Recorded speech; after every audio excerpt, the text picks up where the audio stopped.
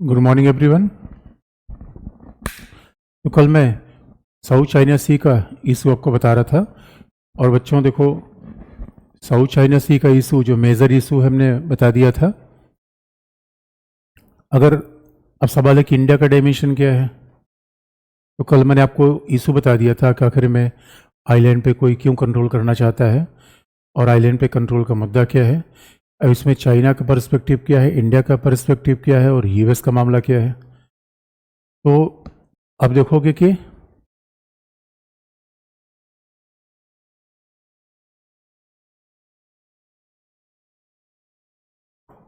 अगर इस बात को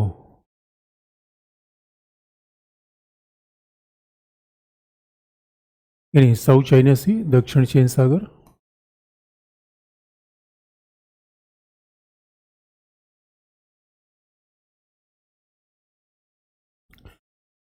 इसमें जो चाइना का अप्रोच है,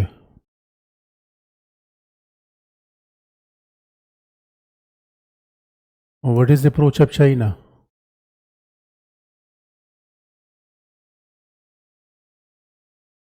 उसमें चाइना का अप्रोच ये है कि China want to establish her control over the entire region. यानी चाइना क्या चाहता है कि एशिया एशियाई के लिए, और चीन अपना प्रभुत्व स्थापित करता है इस पूरे क्षेत्र में। और चीन कहता है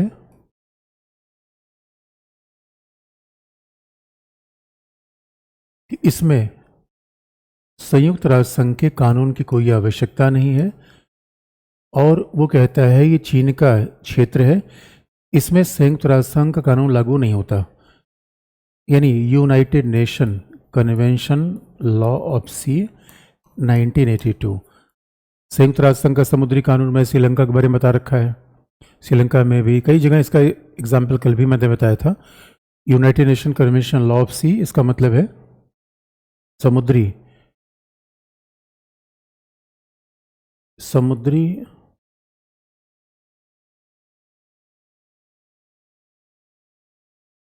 संयुक्त राष्ट्र संघ का समुद्री कन्वेंशन, जो संयुक्त राष्ट्र संघ का है, इसको चीन नहीं मानता। इसको चीन नहीं मानता। चीन क्या कहता है कि हमारा पूरा भूभाग है। चीन कहता है कि भाई इसमें United Nation convention law of sea apply नहीं होगा, ये हमारा पूरा भूभाग है। और मेजर क्या है, एशिया एशियाई के लिए, और यहाँ से अमेरिका बाहर जाना चाहिए। That is the purpose of China.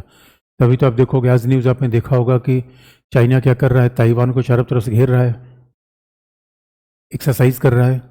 इसका मतलब चाइना पोस्चरिंग कर रहा है कि इस एरिया में और किसी को आने की इजाज़त नहीं दी जाएगी।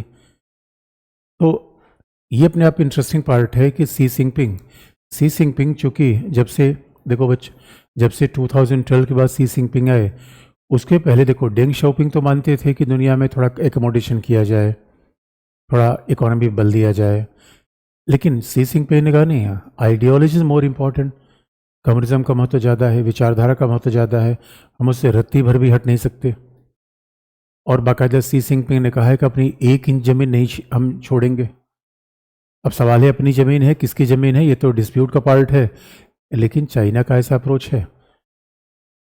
अब इसमें यूएस का अप्रोच क्या है, आप जानते हो कि भाई ये मूलतः क्लैश तो यूएस और चाइना के बीच में है।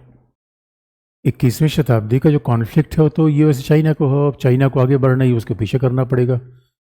इस रीजन में सारी यूएस के मिलिट्री बेसेस हैं। तो कुल मिला के इसीलिए देखोगे यूएस का अप्रोच क्या है इसमें। यूएस कह रहा है China is against the China is a disrupting sea communication lanes. चीन क्या कर रहा है, समुद्री संचार मार्ग में बाधा उत्पन्न कर रहा है।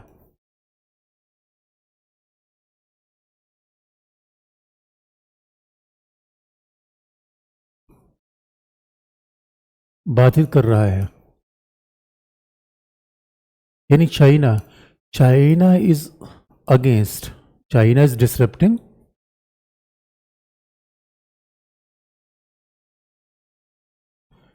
सी कम्युनिकेशन लेंस। और आप बच्चों याद रखना, अब इसको सी कम्युनिकेशन लेंस का, वही सी कम्युनिकेशन लेंस को डिसरप्ट करने का मतलब होता है कि पूरी दुनिया के ट्रेड को डिसरप्ट कर देना, आवागमन को डिसरप्ट करना। और इतनी बात बेकार है जैसे कि मान लो हम पड़ोसी के आने जाने के रास्ते को बंद कर दें बच्चों, ये ठीक नहीं है। अब हर देश अगर मान लो इंडिया कह दे इंडियन ओशन से हम नहीं जाने देंगे, तो ये बहुत बड़ा आरोप है। ये इसका मतलब है China is not following rule based world order. China नियम आधारित विश्व की अवहेलना कर रहा है, नियम आधारित विश्व की उपेक्षा कर रहा है। China is neglecting, China is violating rule based world order.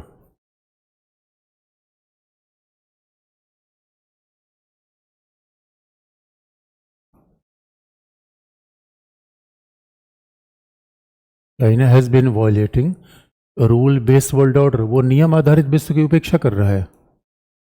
तो नियम आधारित विश्व यानी कैसा होना चाहिए, जो बिल्कुल नियम से चले। तो चाइना समुद्री संचार मार्ग को बाधित कर रहा है, रूल बेस्ड वर्ल्ड ऑर्डर के खिलाफ जा रहा है, और ये बहुत ऑब्जेक्शनेबल बात है बच्चों। ये इसका मतलब है कि, और रूल बेस्ड वर्ल्ड ऑर्डर का मतलब है भाई संयुक्त राष्ट्र संघ कानून, WTO कानून। बच्चों इंस्टीट्यूशन का बड़ा महत्व होता है, चाहे डोमेस्टिक पॉलिटिक्स में हो चाहे इंटरनेशनल पॉलिटिक्स में हो। अब यूएन की बात कोई नहीं मानेगा, तो आज रसिया ने यूक्रेन पर अटैक किया, तो कल क्या होगा? हर पावरफुल देश, और चाइना अगर जरा सोच को ताइवान पर अटैक कर देगा, भाई यही तो है कि पावरफुल हो, यानी माइट इज राइट। इसलिए कहा गया दोस्तों कि भाई जिसकी लाठी उसी की भैंस।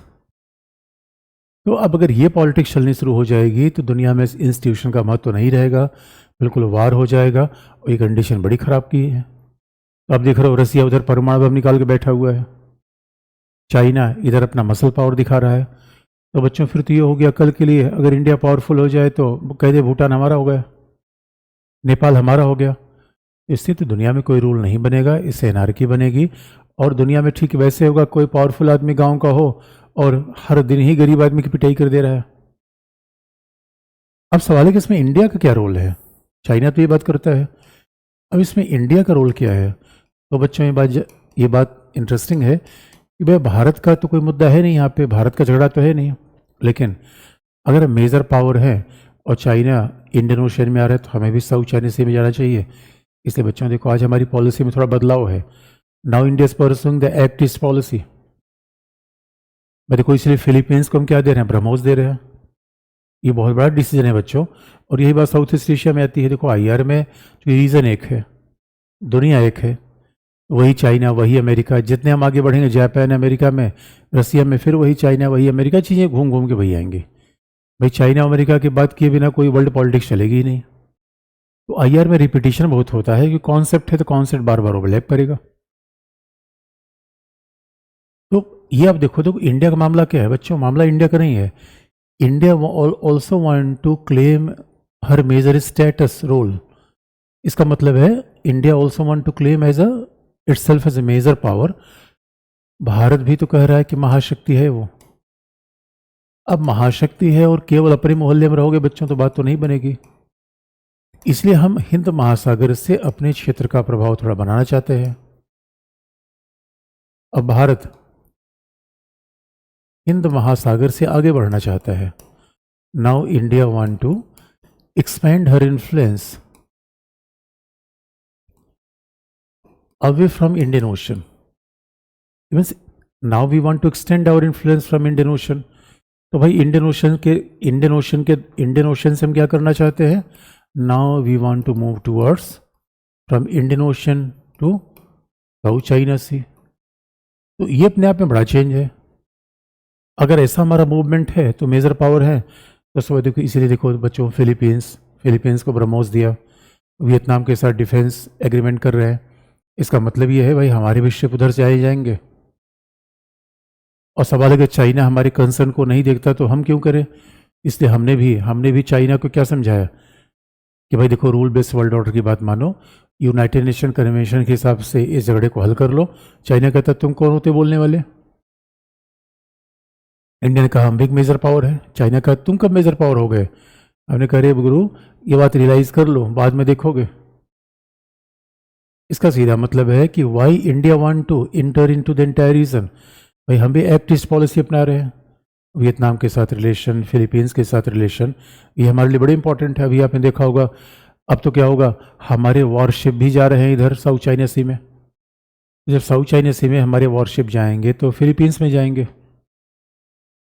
वो वियतनाम में जाएंगे। इस पे चीन को ऑब्जेक्शन है। चीन कहता है कि इंडिया इधर डिस्प्यूटेड पार्ट में आगे बढ़ रहा है। और दोस्तों पहले में इधर नहीं, यही तो हमारी पॉलिसी में चेंज है। पहले हम सोचते थे नहीं चीन बुरा मान जाएगा, मतलब चाइना सी पैक बना सकता है, वो हमें नहीं सोच रहा कि हम बुरा मान जाएंगे। हम बहुत सोचते थे। इसलिए बच्चों ये सब झंझट हमने खत्म कर दी। हमने कहा ना भाई कोई बुरा मान जाए अच्छा मान जाए उससे क्या फ़र्क पड़ता है, इंडिया को आगे बढ़ना है। इसलिए बच्चों साउथ चाइना सी का मुद्दा हमारे लिए क्या है, क्यों? Because it is we are also policing policy of act east. तो हम तो एक्ट ईस्ट की पॉलिसी अपना रहे हैं। एक्ट ईस्ट का मतलब है पूरब के साथ जो देश हैं, वो म्यांमार से लेकर ऑस्ट्रेलिया तक हैं, जापान तक है। अब हकीकत की बात है कई बार चाइना ईस्ट में ही दिखता है, लेकिन अब चाइना थोड़ा धमाचौकड़ी करता है। इसलिए इंडिया अगर एक्ट ईस्ट पॉलिसी अपना रहा है तो वियतनाम, फिलीपींस, इन सब के साथ संबंध देखेंगे। और हम चाइना कंसर्न क्यों करें? चाइना अगर हमारा कंसर्न नहीं रखता तो हमें भी चाइनीज़ कंसर्न को रखने की कोई आवश्यकता नहीं है। हमें भी चाइनीज़ कंसर्न रखने की कोई आवश्यकता नहीं है।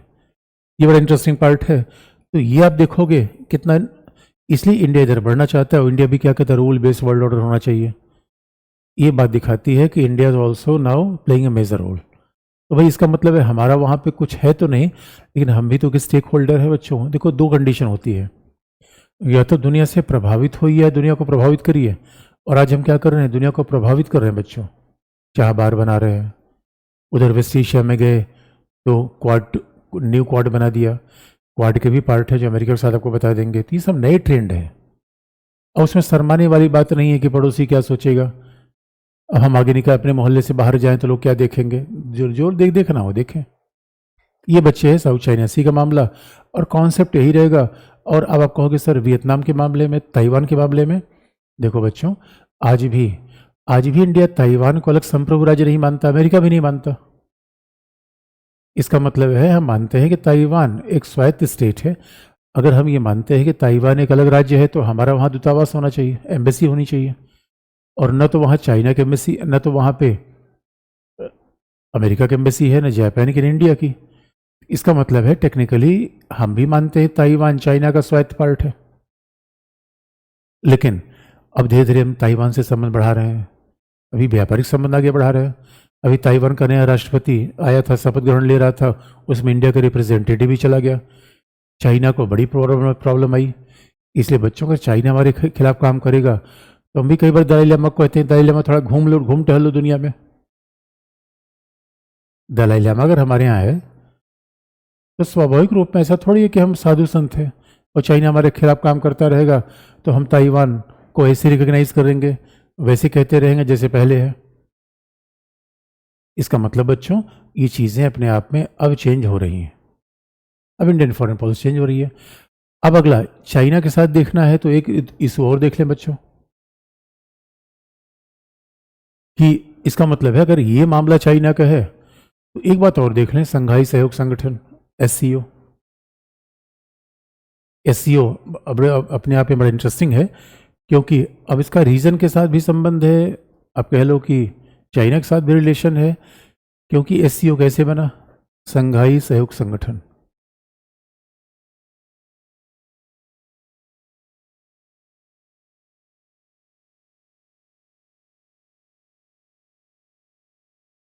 यानी ये बड़े दिलचस्प मामले हैं। संघाई cooperation organisation,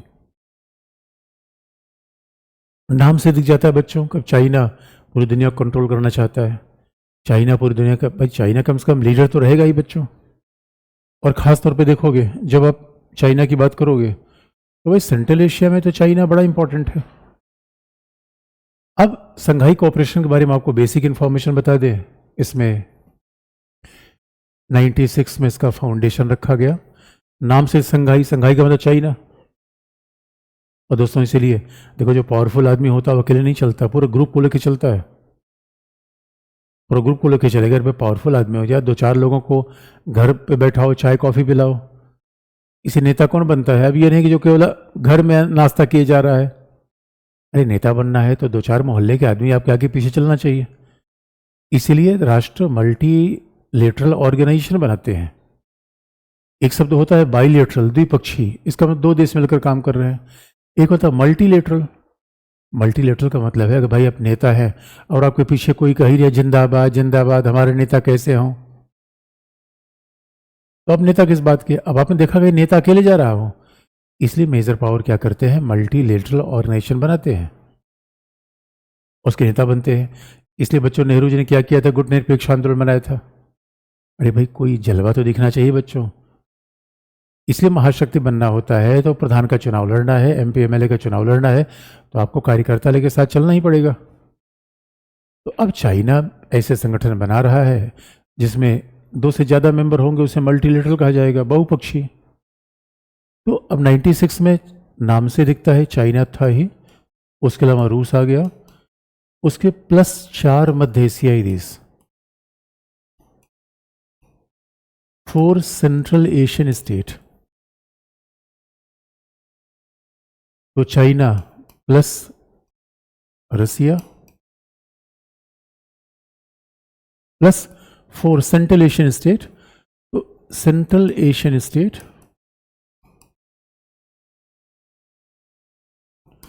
in central Asian state में 4 का मतलब है उज्बेकिस्तान, तुर्कमेनिस्तान, ताजिकिस्तान, ये 4। उसमें बस एक नहीं है, एक स्टेट नहीं है उस चारों में से, वो है तुर्कमेनिस्तान। तुर्कमेनिस्तान चारों में नहीं है, इसका मतलब है 4 सेंट्रल स्टेट है तो उज्बेकिस्तान, उज्बेकिस्तान है, तजाकिस्तान है, किर्गिस्तान है, कजाकिस्तान है। तो 4 स्टेट्स में बस एक जो नहीं है उसका नाम है तुर्कमेनिस्तान। ये सेंट्रल एशिया के स्टेट है जो SCO का पार्ट नहीं है। अदरवाइज भाई सेंट्रल एशिया में 5 स्टेट है। और बच्चों यहाँ पे कई बार आप ज्योग्राफी का भी प्रयोग कर सकते हो। आप ज्योग्राफी में सेंट्रल एशिया पढ़ते हो तो IR में ज्योग्राफी, इकोनॉमी, साइंस, टेक सबका खूब यूज़ होता है, और सबको मिला दो तो IR बन जाता है। तो आप देखोगे Turkmenistan, Turkmenistan is not part of SCO। तो SCO में कौन पार्ट है बच्चों? बाकी सब पार्ट है SCO में। वह सेंट्रल एशिया के 5 स्टेट हैं, और बाद में फिर SCO में शामिल हो गया इंडिया, भारत शामिल हो गया, और भारत है, फिर उसके बाद पाकिस्तान आ गया, अभी इसमें ईरान भी शामिल हो गया। यानी now India, Pakistan, Iran also become member of SCO। अभी सब मेंबर हो गए। इसका मतलब बच्चों एक इंटरेस्टिंग पार्ट ये है, कई बार ऐसा लगता है कि भाई चाइना के साथ तो हमारे रिलेशन भी अच्छे बन रहे हैं। तो आप देखोगे SCO बनता क्यों है, SCO बना क्यों? तो ये पर्पस दिखाने, थोड़ा आपको मैप आपको दिखा दे, तब आपको समझ जाएगा SCO कैसे बन रहा है, क्या रीज़न है SCO के बनने का। तो आप देखोगे बच्चे,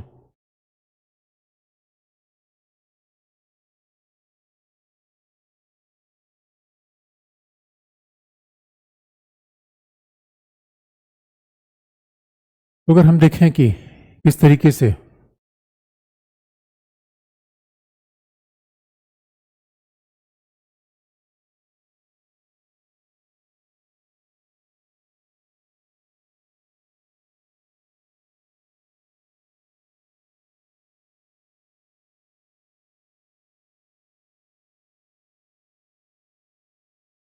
अब देखो बच्चों, इसमें जो बड़ी बात क्या है कि अभी SCO का विस्तार और करने की कोशिश चल रही है, और कोशिश किया जा रहा है कि सऊदी अरेबिया भी इसमें पार्टिसिपेट करे, और सऊदी अरेबिया भी 2023 में आया ही।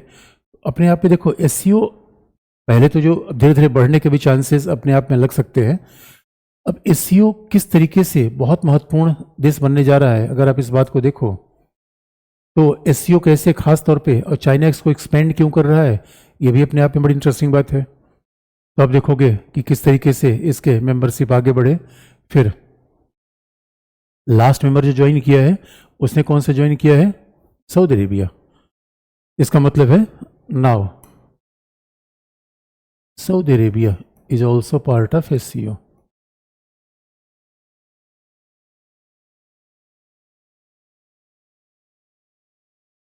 लेकिन पहले आप देखोगे आखिर में पहले और 96 में क्यों बना, बच्चों हमेशा हमारे हमारे लिए कभी भी जब भी कभी आप ये देखते हो कि कोई भी जब भी आप ये देखते हो कि कोई दे दिया गया कि जब ईयर लिखता है, जब कोई व्यक्ति ईयर लिख रहा है, वर्ष लिख रहा है, तो मामला केवल ईयर या वर्ष का नहीं होता। और आप देखोगे कि एससीओ में भाई और ऑब्जर्वर कई कई इसके अलावा तो बहुत सारे राज्य ऑब्जर्वर भी बुलाए जाते हैं। और पर्यवेक्षक का मतलब है जिन राज्यों को बुलाया जाता है केवल मीटिंग की ओपनिंग और मीटिंग के क्लोज होने में, मेंबरशिप नहीं दी जाती। यानी वो एक तरीके से ऑब्जर्वर का मतलब है कि आप दर्शक दीर्घ में बैठोगे, केवल कार्यवाही देखोगे, आप निर्णय निर्माण में कोई भागीदारी आपकी नहीं रहेगी। अब जब कार्यवाही देखोगे तो स्वाभाविक रूप में उसमें कोई ना कोई रोल होगा, धीरे धीरे उसमें पार्टिसिपेशन हो सकता है। मतलब ऑब्जर्वर स्टेटस का मतलब, पर्यवेक्षक राज्य का मतलब ये समझ लो जैसे आपको घर के पहले ड्राइंग रूम में बैठाया जाता है, उसके बाद घर के किचन में आप चले जाते हो, उसके बाद सारे काम घर के हो जाते हैं। तो इस तरीके से किसी भी मेंबर को हम संगठन में लाने की ग्रेजुअल तरीके से अपनाते हैं। लेकिन अगर एससीओ का फाउंडेशन आप देखोगे तो पर्यवेक्षक राज्य भी अपने आप में बुलाए जा रहे हैं। और इंटरेस्टिंग पार्ट ये है कि जो एससीओ का पूरा ये रीजन है, जो 5 राज्य हैं, ये 5 राज्य बने कहाँ से, ये 5 पहले सोवियत यूनियन के थे। तो 1991 में जो सोवियत संघ का विघटन हुआ तब दुनिया में बड़ा चेंज आया। और सोवियत संघ का विघटन अपने आप में दुनिया में बड़ी चेंज की बात लाता है। लेकिन ये इंटरनेशनल रिलेशन का पार्ट इसलिए नहीं कि वर्ल्ड हिस्ट्री में आप पढ़ लोगे। अब दोस्तों सोवियत संघ का विघटन हुए 30 साल हो गया, 40 साल। अब वो घटनाएं हिस्ट्री वाले पढ़ लेते हैं। वही जो घटना 30-35 साल हो गई उसको फिर हिस्ट्री का पार्ट बन जाता है, इंटरनेशनल रिलेशन के इंटरेस्ट उसमें नहीं रहता। भाई हम वर्तमान पे और हमेशा फ्यूचर पे आगे बढ़ना चाहते हैं। मामला ये था कि सोवियत संघ का विघटन हुआ, 5 सेंट्रल एशियन स्टेट आए। देखो दोस्तों, सोवियत संघ का जब विघटन हुआ, सोवियत संघ समाजवादी था, उसकी पूरी दुनिया पर परिणाम ये आए कि अमेरिका के सामने चैलेंज खत्म हो गया और अब अमेरिका यूनिपोलर बन गया। और आप जानते हो अमेरिका का प्रभाव बढ़ता है तो एक खास बात है, आप ऐसा नहीं देखो कि अमेरिका हर जगह सैनिक हथियार लेके जाता है, अमेरिका हर जगह मिलिट्री लेके जाएगा, ऐसा नहीं होता बच्चों। अमेरिका तो आइडियोलॉजी से, विचारधारा से, अमेरिका की डेमोक्रेसी से, लिबरलिज्म से, अमेरिका कई बार लिबरलिज्म डेमोक्रेसी से विपक्षी को मारने का प्रयास करता है। इसलिए चाइना, रसिया जैसे देशों को ये बड़ी ऑब्जेक्शन होता है, क्योंकि अमेरिका कहीं भी आएगा तो कह देगा चाइना में डेमोक्रेसी है ही नहीं, कौन सा मामला है एक दल का शासन। इस पर चाइना रसिया को बड़ी ऑब्जेक्शन होता है। तो जो 5 सेंट्रल एशियन स्टेट थे वो सोवियत यूनियन से अलग हो गए। और आप जानते हो सोवियत संघ का विघटन आर्थिक कारणों से हुआ। अब जब आर्थिक कारणों से हुआ तो सोवियत संघ के सब 15 अलग अलग राज्य सब अलग अलग हो गए। उन 15 में से जो 5 सेंट्रल एशियन स्टेट थे पहले से लैंडलॉक थे, अभी भी लैंडलॉक है। इसका मतलब सीधे समुद्र से मिले नहीं है, यहाँ सीधे आप आ जा नहीं सकते। इसलिए 5 सेंट्रल एशियन स्टेट का बहुत डेवलपमेंट नहीं हो पाया था। लेकिन एक समाजवाद की अच्छी बात थी कि देखो दोस्तों, समाजवाद ने जाति, धर्म, भाषा इन पहचानों के बजाय व्यक्ति की हमेशा आर्थिक पहचान को आगे बढ़ाया। ये समाजवाद की बहुत बड़ी बात रही। तो सोचने में मानता था कि भाई समाज की जो भाई जात, धर्म, भाषा ही कोई पहचान नहीं होती। इसलिए बच्चों देखोगे दुनिया में आजकल जाति, धर्म के संघर्ष बढ़ने में एक और भी कारण है सोवियत यानी समाजवाद का पीछे जाना। क्योंकि समाजवाद ये मानता है कि हमारी पहचान या तो अमीर के रूप में है, गरीब के रूप में है। तो सेंट्रल एशियन स्टेट में प्रॉब्लम क्या थी? अब जब ये नए नए आ गए, यहाँ पे निर्जाति संघर्ष शुरू हो गया। अभी आप देखो किर्गिस्तान में, अभी आप न्यूज़ देख रहे होगे, किर्गिस्तान में भारतीय छात्रों पे हमला हो रहा है। और वास्तविकता है कि पांचों सेंट्रलेशन स्टेट में इस्लामी पॉपुलेशन ज़्यादा है, लेकिन यहाँ कभी धार्मिक कट्टरवाद नहीं रहा। क्योंकि सोवियत संघ का प्रभाव था, समाजवाद का प्रभाव था। समाजवाद में रिलीजियस एक्सट्रीमिज्म कभी आया ही नहीं, क्योंकि धर्म को महत्व दिया ही नहीं गया। पूंजीवाद से खूब बढ़ाता है। लेकिन जैसे ही सब अलग हो गए, अब यहाँ पे सोचो किर्गिस्तान, इसका मतलब भाषा के आधार पे। अब यहाँ लड़ाई धर्म के आधार पे नहीं होती, लेकिन लैंग्वेज के आधार पर हो जाती है। तो उज्बेकी, ताजिक, किर्गी, अब यहाँ, और आप जानते हो सोवियत संघ जब था तो सारे, जब एक ही देश के राज्य थे, लोग इधर उधर जाते थे। इसलिए अब देखोगे आर्मेनिया अजरबैजान के बीच जो झगड़ा चल रहा है, यूक्रेन और सोवियत संघ के बीच झगड़ा है कि भाई रशियन मूल के लोग कहाँ गए हैं, यूक्रेन में बस गए हैं। अब सोवियत संघ के विघटन के बाद जो रशियन ओरिजिन के यूक्रेन में रहने वाले लोग हैं, वो कह रहे हैं कि हमारे साथ यूक्रेन भेदभाव कर रहा है। यूक्रेन के बड़े सारे लोग रसिया में बसे हुए हैं। इसका मतलब है कि ये निर्जातीय संघर्ष उत्पन्न हुआ, क्योंकि अब सवाल है, कुछ मुस्लिम आर्मेनिया में चले गए, तो कई ईसाई अजरबैजान में चले गए। ऐसा क्योंकि पहले सारा पार्ट एक था, अब सारा पार्ट एक था, बाद में अलग अलग सब प्रांत ने बना लिए। तो भाई पॉपुलेशन को ऐसे आप हटा थोड़ी सकते हो, पॉपुलेशन तो आप हटा नहीं सकते। इसलिए निर्जातीय संघर्ष आप देखो वेस्ट एशिया में बहुत ज़्यादा हुआ। और बाद में क्या हुआ, 96 में अफगानिस्तान में तालिबान आ गया। पाकिस्तान आप जानते हो, धार्मिक पाकिस्तान जैसी कट्टरता आपको वेस्ट सेंट्रल एशिया में नहीं दिखेगी। सेंट्रल एशिया में आप देखोगे कोई व्यक्ति जीन्स और टी शर्ट पहना हुआ है और जाके वो नमाज अदा कर चलाएगा। एक पहनावे, कल्चर बिल्कुल यूरोप जैसे वहाँ दिखेंगे, कट्टरता नहीं दिखती। लेकिन यही पाकिस्तान कोशिश करता है कि भाई धार्मिक पहचान आगे बढ़े। तो जैसे जैसे अफगानिस्तान में प्रॉब्लम आई, सेंट्रल एशिया भी उससे प्रभावित रहा। और जैसे जैसे सेंट्रल एशिया में अस्थिरता बढ़ी, चाइना को चिंता हुई। और चाइना को जैसे चिंता हुई, चाइना ने क्या लिया, रसिया को साथ ले लिया। और चाइना ने रसिया के साथ मिलकर ये कहा कि भाई देखो, अमेरिका को हमें इस रीजन से बाहर करना है। इसलिए सेंट्रल एशियन स्टेट की जो फाउंडेशन 96 में रखी गई, प्रभावी होना शुरू हुआ 2001 से। फाउंडेशन 96 आई है। ये पूरा विजन क्या था बच्चों, इसका विजन क्या था, देखो इसका लार्जर विजन क्या था एससीओ का। ये फिर वही बात है कि अमेरिका के प्रभुत्व को कम करना। व्हाट वाज लार्जर विजन, अमेरिकी प्रभुत्व को सीमित करना।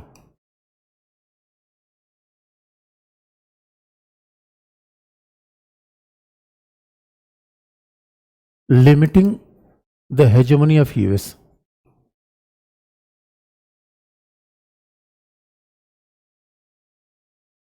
अब आप देखोगे कि अमेरिका की क्या प्रॉब्लम, भाई अमेरिका क्या प्रॉब्लम कर सकता है सेंट्रल एशिया में। भाई सीधी सी बात है, सेंट्रल एशिया चाइना के पास है, सेंट्रल एशिया रसिया के पास है। अब सेंट्रल एशिया चाइना और रसिया के बिल्कुल और पास क्या है, रसिया का बिल्कुल बैकयार्ड है ये। रसिया कुछ और है, दैट इज एनालिसिस। एससीओ तो यही बताने की कोशिश करता है कि हम क्या करते हैं, आपस में कोऑपरेट करते हैं।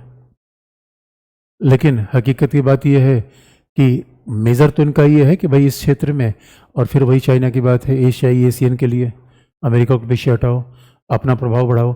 इसलिए बच्चों देखो, एससीओ के ऑब्जर्वर स्टेटस में आजकल तो पर्यवेक्षक राज्य में मंगोलिया, उसमें श्रीलंका जैसे देश को बुलाया जा रहा है, अजरबैजान जैसे देश को बुलाया जा रहा है। तो अब आप देखोगे इसका मतलब एक साइज भाई एक्सपेंशन है। इसका सीधा मतलब बच्चों आप याद रखो, पावरफुल आदमी को याद रखना, जब भी अपना बर्थडे मनाओ, जब भी शादी ब्याह करो, उसमें ज़्यादा से ज़्यादा लोग इनवाइट करो। अगर पावरफुल आदमी हो तो अरे भाई ज़्यादा लोग आएंगे तभी तो आपका प्रभाव दिखेगा। आप पता लगे एक बार एक शादी में गया बच्चों, एक शादी में गया 5 लोग बाराती और 5 लोग बैंड मास्टर। हमने किसी से पूछा भाई ये कौन शादी है, उन्होंने कहा अरे सर ऐसे घर। हमने कहा यार शादी बेकार है तुम्हारी, ऐसी शादी करना बेकार है। तो बच्चों याद रखें, पावरफुल आदमी के ऑब्जर्वर स्टेटस यानी पर्यवेक्षक राज्य, यानी कुल मिला के पर्यवेक्षक राज्य का मतलब है जो कि वो लिए जुटे रहेंगे, जिंदाबाद मुर्दाबाद करेंगे, वो डिसीजन मेकिंग नहीं करेंगे। तो चाइना इसका एक्सपेंशन कर रहा है।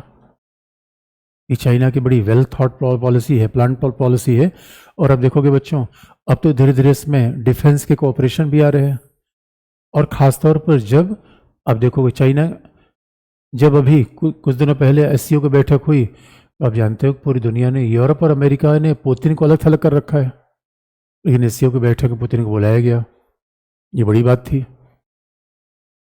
इसका मतलब चाइना ने सीधा मैसेज दे दिया कि अमेरिका, यूरोप अगर जो पुतिन को आइसोलेट करने की कोशिश कर रहे हैं, उसके फेवर में हम बिल्कुल नहीं हैं।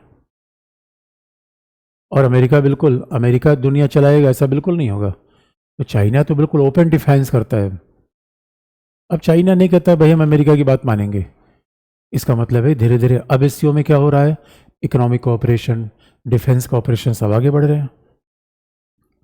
नहीं पहले की मतलब टेररिज्म, क्योंकि टेररिज्म एक कॉमन थ्रेट था बच्चों। टेररिज्म कॉमन थ्रेट है, चाइना सिंकियांग और इधर अफगानिस्तान में है, ये बगल में पाकिस्तान। अब ये बात अलग है कि चाइना कहता है टेररिज्म प्रॉब्लम है अगर वो सिंकियांग में आती है। चाइना का प्रोविंस सिंकियांग है। चाइना की प्रोविंस सिंकियांग में मुस्लिम मेजॉरिटी के लोग ज़्यादा हैं, और चाइना कई पॉलिसी ऐसी हैं जिससे मुस्लिम जो मेजॉरिटी के लोग हैं बहुत नाराज है। वन चाइल्ड पॉलिसी, इस वजह से वो कई बार समस्या पैदा करते रहते हैं। लेकिन चाइना और पाकिस्तान का रखा है, देख चिंटू, अगर सिंकियांग तक टेररिज्म आई तो मैं दौड़ा के मारूंगा तुमको। पाकिस्तान का ना भाई, तुम्हारे यहाँ बिल्कुल नहीं आएगा। अब जरा सोच के देखो, देखो यही क्लैश ऑफ इंटरेस्ट होता है। एससीओ बना है आतंकवाद रोकने के लिए, एससीओ बना है पूरी दुनिया में क्षेत्रीय शांति स्थिरता के लिए, खासतौर पर रीजन में, लेकिन पाकिस्तान ही सबसे बड़ा प्लेयर है। यानी चोर को लेकर आप चोरी रोकना चाहते हो बच्चों। अब ये क्लैश ऑफ इंटरेस्ट है। इसलिए आप याद रखो दोस्तों, जो भी साझेदारी बनती है, जो भी संगठन बनते हैं, कई बार उस संगठन के पीछे कुछ बहुत इंटरेस्ट होते हैं जो लोग इसमें शामिल होते हैं। वो दिखाते तो यही है कि पूरी दुनिया के हित को देखना है, लेकिन कुल मिला के उसके बहाने वो अपने ही हित को पूरा करने लगते हैं। तो ये अपने आप में इंटरेस्टिंग पार्ट है। वो दुनिया में हर जगह होता है, पॉलिटिक्स में, डोमेस्टिक पॉलिटिक्स हो, इंटरनेशनल पॉलिटिक्स हो। अब सवाल है यहाँ इंडिया क्यों है? तो दोस्तों 96 में तो कंडीशन लग थी। अब सवाल है अब इंडिया क्यों है? क्योंकि दोस्तों प्रॉब्लम ये है कि अगर एससीओ अमेरिकन अगेंस्ट अमेरिका है, तो अब एससीओ अगर अगेंस्ट अमेरिका है तो इसका मतलब एससीओ में हो क्या रहा है, अगेंस्ट अमेरिका है, तो SCO is becoming a front of anti Americanism. क्योंकि एससीओ में रसिया भी है, और रसिया और अमेरिका, चाइना मिलकर अमेरिका को पीछे कर रहे हैं। तो सवाल है इसमें हम क्या कर रहे हैं बच्चों? और हम प्रॉब्लम ये है कि हम क्या कर रहे हैं, क्योंकि क्योंकि पाकिस्तान भी इसमें है। उस पर हम आतंकवाद के मामले में यहाँ पे क्या प्रभाव डाल पाएंगे? और चाइना सेंट्रिक ऑर्गेनाइजेशन है, तो चाइना के साथ हमारे इतने गोलबंदी है, तो यहाँ हम क्यों लगे हुए हैं? तो ये बात तो अपने आप इंटरेस्टिंग है। तो दोस्तों इंडिया को चैलेंज क्या है, इंडिया को इसमें रहने में चैलेंज क्या है, क्यों है इंडिया, क्यों है बच्चों, क्यों? क्योंकि मध्य एशिया में इंडिया के इंटरेस्ट है, क्योंकि मध्य एशिया में भारत के हित हैं।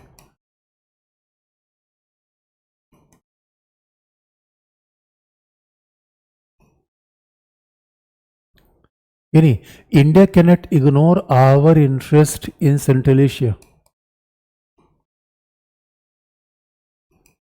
और इस बात को इसी से देखोगे बच्चों, अभी पिछले वर्ष भारत ने सारे सेंट्रल एशियाई स्टेट का एक सम्मेलन दिल्ली में बुलाया था। अच्छा, सेंट्रल एशियाई स्टेट छोटे छोटे हैं, सेंट्रल एशिया के 5 स्टेट को जोड़ दोगे तो उनकी आबादी 2 करोड़ भी नहीं आती, लेकिन नेचुरल रिसोर्सेज हैं यहाँ पे। तो आप देखो चाइना यही तो कर रहा है, चाइना सेंट्रल एशिया में सड़क बना रहा है, पैसा खूब दे रहा है, और तेल गैस यहाँ से ले रहा है। तो विन विन कंडीशन है। और आपको याद है road belt project central Asia से हो जा रहा है। तो सेंट्रल एशियाई देशों को पहली बार लग रहा है भैया कोई सड़क वड़क तो बनवा रहे यार। रसिया के ज़माने से तो ऐसे लोग रह गए, कुछ बना होना नहीं। इसलिए बच्चों, अरे सेंट्रल एशिया सोवियत यूनियन का पार्ट है, सेंट्रल एशिया सोवियत यूनियन का पार्ट है। और बच्चों जरा देखो, सोवियत यूनियन के साथ हमारे पहले से रिलेशन बड़े अच्छे थे। और मुगल शासन तो सेंट्रल एशिया से इधर आया था। तो हमारे सेंट्रल एशिया के साथ कोई झगड़े नहीं थे। और अगर हम महाशक्ति हैं बच्चों, तो आप याद रखो हम फार्मास्यूटिकल है, सॉफ्टवेयर है, टेक्नोलॉजी है, मसाले हैं, अभी आपने देखा एवरेस्ट और एमडीएच के मसाले पर थोड़ा डिस्प्यूट आ गया है। इसका मतलब इन चीज़ों के हम बड़े एक्सपोर्टर हैं। ऐसे ऐसे छोटे देशों को देखेंगे तभी तो बात बनेगी बच्चों। इस याद रखना, हमारा क्या है, सिक्योरिटी इंटरेस्ट है, क्योंकि अफ़गानिस्तान में अपना इंटरेस्ट बनाए रखना है, कश्मीर को सिक्योर करना है, तो पूरी पेरीफेरी को सिक्योर करना पड़ेगा भाई। अगर आप ये सोचते हो कि हमारा मोहल्ला शांत रहे तो अगले मोहल्ले से प्रॉब्लम आ रही है उसको भी कंट्रोल करके रखो। आप ये सोचोगे कि हमारा घर शांत रहे लेकिन बगल से मतलब नहीं, तो बात नहीं बन पाएगी।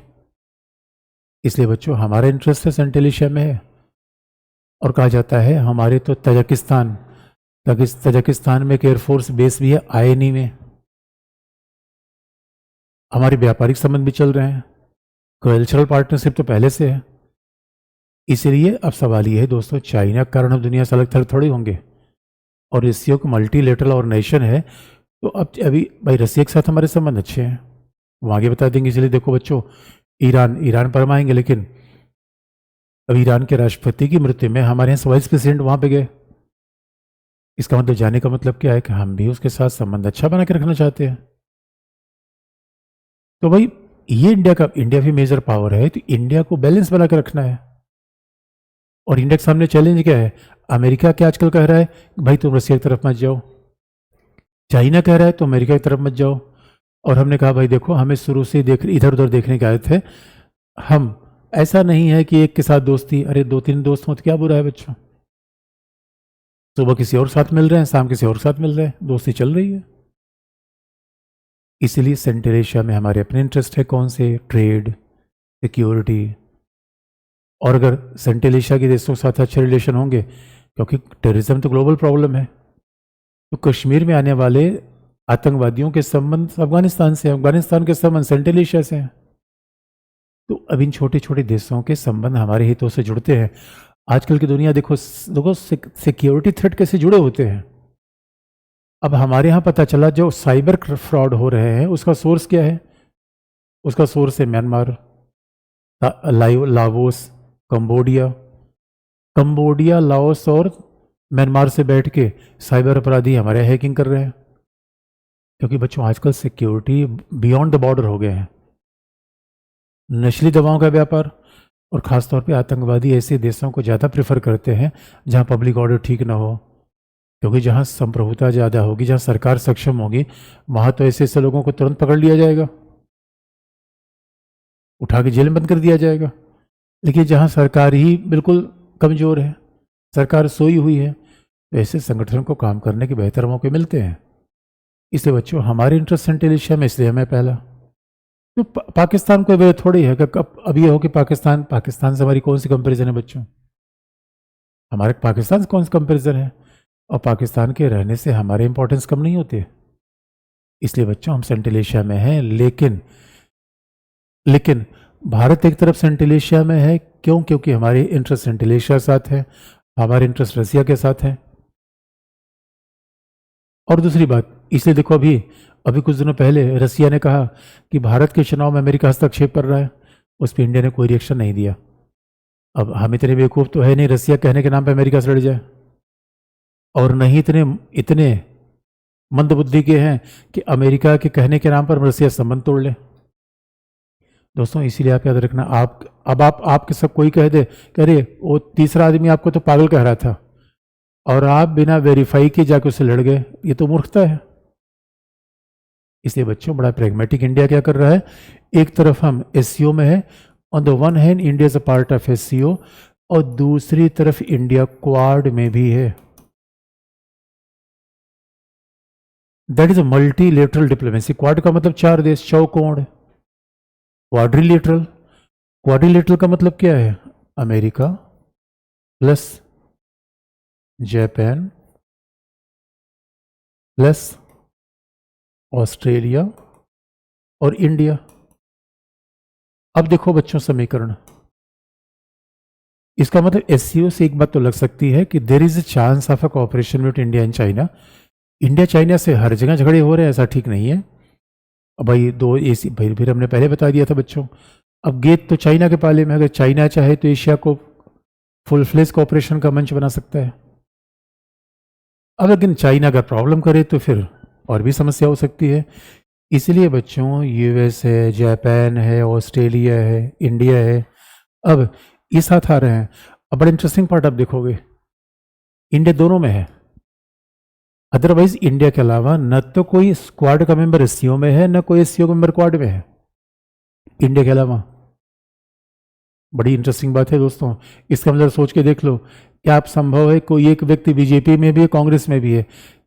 कई बार ऐसा होता है, एक ही परिवार के दो लोग दो अलग अलग पार्टी में हैं। अब वो आईआर पढ़े हुए लोग होते हैं।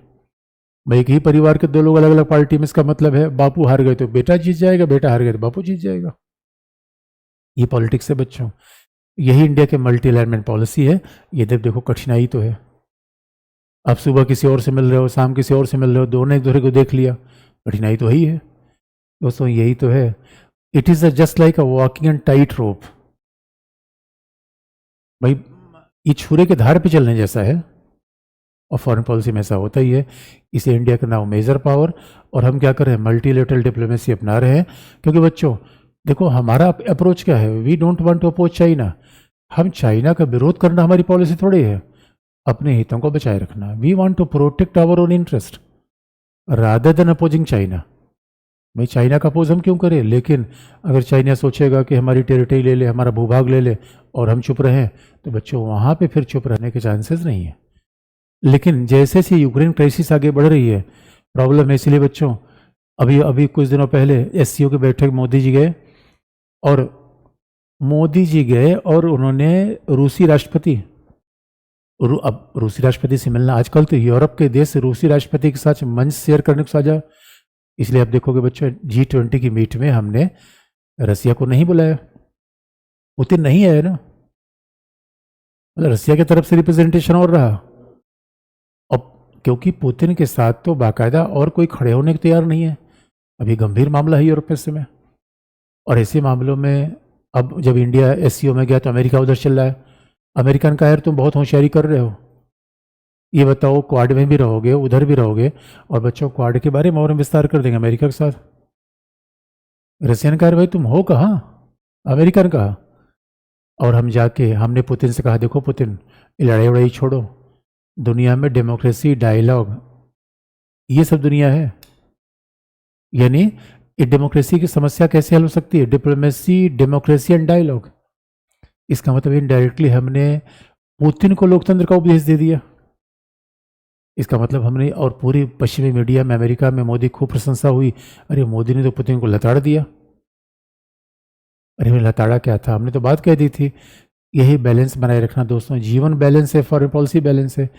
भारत महाशक्ति है तो एक पाले में झुकेंगे गड़बड़ हो जाएगा, क्योंकि याद रखना मामला एक से दोस्ती का नहीं है। मामला है कि भाई एक से दोस्ती करे और वो भी मैं छोड़ के चला जाए, फिर तो हम पैदल हो गए। ये बच्चों ऐसी हो,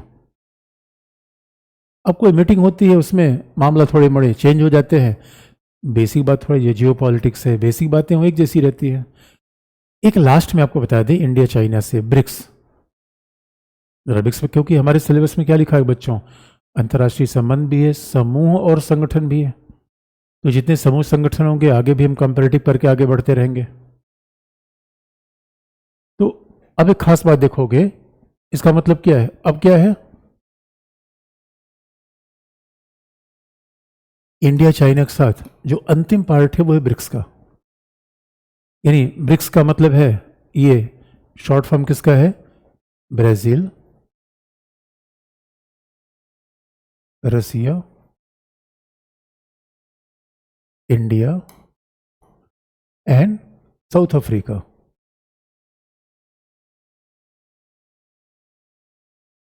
और अब देखोगे, और ब्रिक्स और एससीओ में एक बेसिक फर्क है, अभी अब एक मैप भी आपको दिखा दे। और चाइना तो कोशिश कर रहा है कि ब्रिक्स में भी ज़्यादा से ज़्यादा लोगों को बुलाया जाए, ब्रिक्स का भी एक्सपेंशन किया जाए।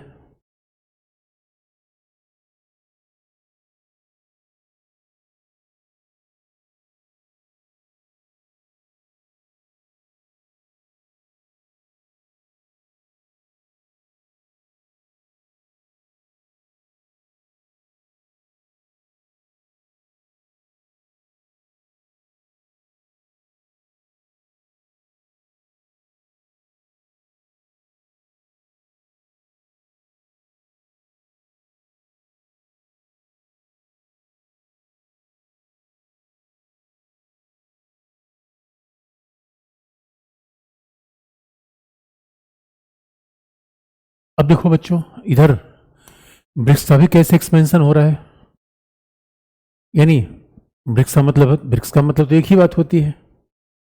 अब ये ब्रिक्स का एक्सपेंशन कैसे हो रहा है, ये देखोगे लार्जेस्ट स्टडी है, ये अपने आप में चाइना की बड़ी लार्जेस्ट स्ट्रेटजी है। भाई ब्रिक्स का फुल फॉर्म क्या है? Brazil, Russia, India and South Africa, इनका शॉर्ट फॉर्म ब्रिक्स है। और शॉर्ट फॉर्म ब्रिक्स है, और ब्रिक्स का मतलब ये होता है कि बच्चों, ये जिम ओ'नील को रिपोर्ट आई थी, और जिम ओ'नील ने ये बात कही थी कि ब्रिक्स देशों की इकोनॉमी आने वाले समय G7 इकोनॉमी से बड़ी हो सकती है। तो आप कहोगे बच्चों G7 कौन है? G7 कौन है, इस पर आने से पहले आपको मैं ये बता दूं कि जरा देखो बच्चों, अब ब्रिक्स में जिस तरीके से मेंबर्स को बढ़ाया गया है, क्योंकि सऊदी अरेबिया, देखो सऊदी अरेबिया को उधर भी बुला रहा है SCO में। आप जानते हो सऊदी अरेबिया अमेरिका का बहुत पक्का दोस्त है, और कोई अमेरिका का दोस्त इधर चला है, ये चैलेंज है।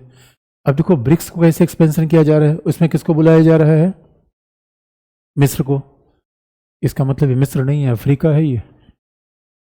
आपको याद है कि भारत ने गुटनिरपेक्ष आंदोलन कैसे अफ्रीका की सहायता शुरू किया था। अब सवाल है कि ब्रिक्स का नाम ब्रिक्स ही रखा जाए या कुछ और चेंज कर दिया जाए। अब देखो इसमें कौन है? ईरान। ईरान अब देखो SCO में है, UAE और इथोपिया। सवाल ये है मेरे बच्चों, UAE तो अपने आप में एक पश्चिम एशिया का इकोनॉमिक ग्रोथ का पावर हाउस है। आज कोई भी देश दुनिया में इकोनॉमिक ग्रोथ की बात करता है, सिंगापुर UAE की बात जरूर करता है। इसका मतलब जरा देखो किस तरीके से आज ये देश अपने आप में, भाई रसिया तो ही है, चाइना, इंडिया और ब्राज़ील, यही मेन इसके। अब इसमें साउथ अफ्रीका आ गया। इसका मतलब एक तरफ हम अफ्रीका को ले रहे हैं, वेस्ट एशिया को ले रहे हैं, और ब्राज़ील को ले रहे हैं। बात बच्चों ये दिखती है, चाइना ब्रिक्स के बहाने एशिया अफ्रीका की एकता को आगे बढ़ा रहा है। और ये एशिया अफ्रीका की एकता क्यों बढ़ा रहा है? क्योंकि ये अमेरिका विरोध करने का वो एक अच्छा मंच बना रहा है, और वो ऐसा साबित करना चाहता है कि अमेरिका ने पूरी दुनिया में केवल आधिपत्य स्थापित किया, अमेरिका ने पूरी दुनिया में शोषण किया। यही दोस्तों राइजिंग पावर कमाल है। अब जरा देखो साउथ अफ्रीका, ये भी ब्रिक्स मेंबरशिप में आ रहे हैं। ये अपने आप में कितनी कितनी बड़ी बात है कि अब अगर साउथ अफ्रीका भी आ जाएगा, और अब स्वाभाविक रूप में इजिप्ट भी, सऊदी अरेबिया भी, Egypt, Saudi Arabia, UAE, Iran, इसका मतलब है कि फिर आखिर में ब्रिक्स में इतना मेंबर बढ़ क्यों रहे हैं, और चैलेंज किस किस्म का ब्रिक्स के लिए आएगा। तो बच्चों बाकी तो मैं अगली क्लास में बता दूंगा। अब ऑन कर दो, सवाल जो पूछ लें, सवाल जो कुछ अभी तक सवाल हो पूछना हो पूछ लो। बाकी ब्रिक्स बाकी आगे बता दें क्यों बना, कैसे बना, क्या पर्पज़ है, और कैसे मेंबर एक्सपेंड कर रहे हैं, इसके आज के मतलब क्या होंगे, किस तरीके से इसके मतलब होंगे। तो ज़रा आज के कुछ सवाल पूछ लो बच्चों, फिर उसके बाद में।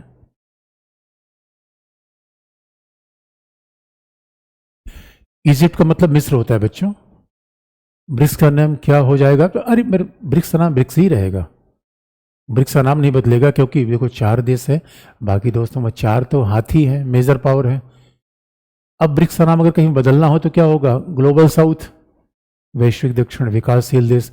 और चाइना देखो कितनी होशियारी से ये स्वाभाविक रूप में दुनिया को कंट्रोल करने का प्रयास कर रहे हैं।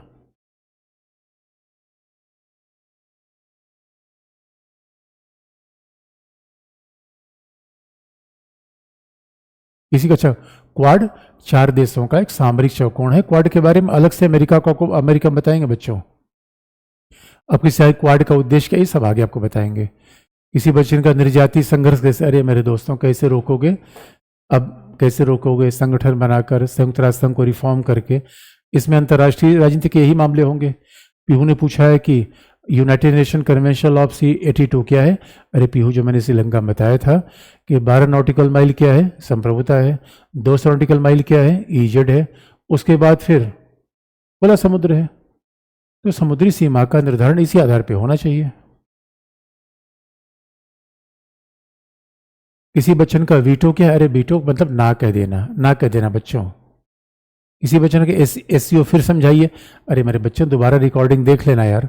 अब ऐसे कहोगे कि कोई विशेष प्रॉब्लम उसमें आई हो तो बताओ, नहीं तो ऐसे एक एक टॉपिक फिर समझाना हो फिर तो क्लास ही नहीं खत्म हो पाएगी।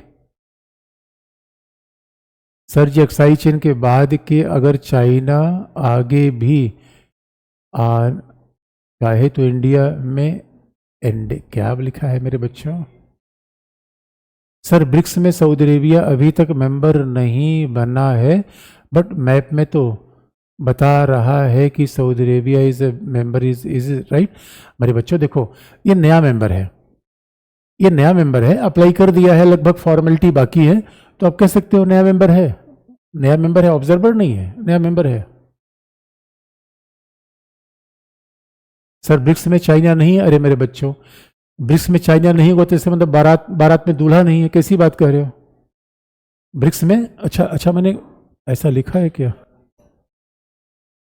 अरे मेरे बच्चों, oh my god, China BRICS, अरे सी का मतलब क्या है? बी का मतलब ब्राजील, आर का मतलब रसिया, आई का मतलब इंडिया, सी का मतलब चाइना।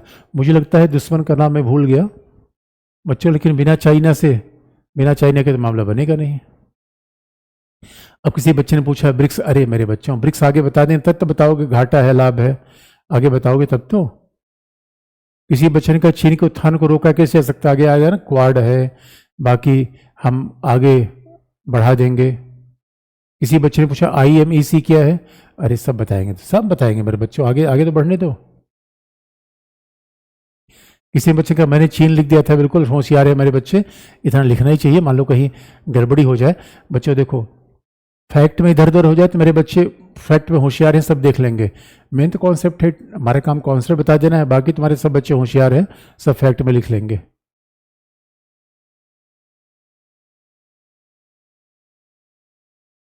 इंडिया SEO जा। अरे मेरे दोस्तों अभी तो ज्वाइन है, और किसी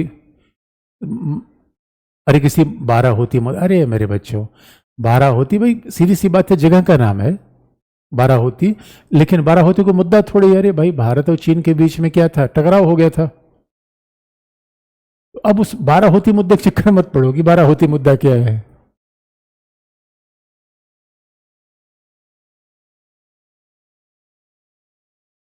हाँ पी भाई कुछ कुछ देखो, IR में क्या होता है, इंटर रिलेटेड होता है, एक बार आगे बढ़ जाने तो जब अब अमेरिका में आएंगे, फिर चाइना आएगा, फिर रसिया आएगा, तो बच्चों एक बार पूरी बात पढ़ लो, उसके बाद फिर आप देखना, एक एक करके हम बता देंगे आपको। किसी ब्रिक्स करेंसी क्या है? अरे देखो ब्रिक्स बच्चों, ये ब्रिक्स करेंसी भी नहीं बना पा रहा है। ब्रिक्स अभी एक साझी करेंसी लेके चीन के युआन को ही आगे बढ़ाने का प्रयास किया जा रहा है। किसी बच्चे ने पूछा कि ब्रिक्स का काम क्या है, आप आगे बताएंगे तब तो, G7 से कैसे ब्रिक्स बना, कैसे आगे बढ़ा, फिर बता देंगे मेरे बच्चों। अच्छा देखो ब्रिक्स का मुख्य, अरे मेरे ब्रिक्स का मुख्यालय वगैरह कैसे बांटा गया है? भाई संघाई है एक जगह, ब्रिक्स विकास बैंक बन गया है, भाई संघाई नाम ही ब्रिक्स है, ब्रिक्स उसके बाद ब्रिक्स विकास बैंक बना हुआ है, ब्रिक्स से फिर ब्रिक्स आपको न्यू डेवलपमेंट बैंक कहा जाता है, ये बता देंगे आपको। अच्छा सारे बच्चे ब्रिक्स का उद्देश्य पूछ रहे हैं, अरे वो तो अगली क्लास में बता दूंगा बच्चों, ऑप्शन बता दिया जाएगा यार, आप ही चिंता मत करो, जो पढ़ रहे हैं एक बार पढ़ लो। किसी बच्चे अमेरिका पे हमला, हमने अच्छा ठीक है, PDF नहीं अच्छा है तो मैं देख लूंगा बच्चे, थैंक यू। ठीक है, आगे इसके बाद बाकी अगली क्लास में बता दिया जाएगा बच्चों। किसी का कन्वेंशन अलग से, अरे नहीं कन्वेंशन वगैरह अलग से तैयार करने की जरूरत नहीं है, जितने काम चीज़ें हैं यहाँ से मिल जाएगी, अदरवाइज कन्वेंशन लाने की जरूरत नहीं है। ठीक है बच्चों, आज के लिए थैंक यू।